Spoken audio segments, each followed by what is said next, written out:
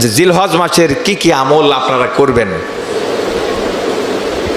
কুরবানির এই মাসে 1 নম্বর আমল হচ্ছে তাকবীর পড়া, বেশি বেশি আল্লাহর জিকির করা, আল্লাহর মহত্ব বর্ণনা করা। আল্লাহু আকবার, আল্লাহু আকবার, লা ইলাহা ইল্লাল্লাহু আল্লাহু আকবার, আল্লাহু আকবার ওয়ালিল্লাহিল হামদ।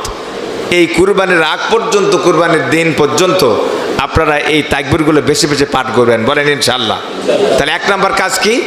তাকবীর পড়া। 2 নম্বর হচ্ছে যদি আপনারা পারেন রোজা, 1000 রোজা রাখবেন ঈদের দিনের আগ পর্যন্ত।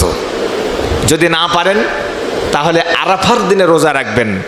এটা খুবই গুরুত্বপূর্ণ একটি রোজা, মানে ঈদের আগের দিন, অর্থাৎ যে দিনে আরাফার দিন হাজী সাহেবেরা একত্রিত হয় হজের উদ্দেশ্যে, ওই দিনকে 9 জিলহজ, তাকে বলা হয় কি? আরাফার দিন। অন্ততপক্ষে এই দিনে 1টি রোজা রাখবেন বা 2টি রোজাও রাখতে পারেন। 3 নম্বর হচ্ছে বেশি বেশি আল্লাহর জিকির করবেন।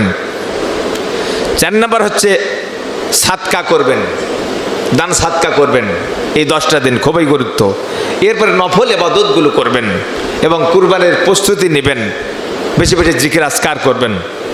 6 নম্বর হচ্ছে সামর্থ্য থাকলে হজ ওমরা এই মাসে করা, যাদের উপর সামর্থ্য আছে হজ করা কি ফরজ, এজন্য হজ করার প্রস্তুতি নিতে হবে আগে থেকেই।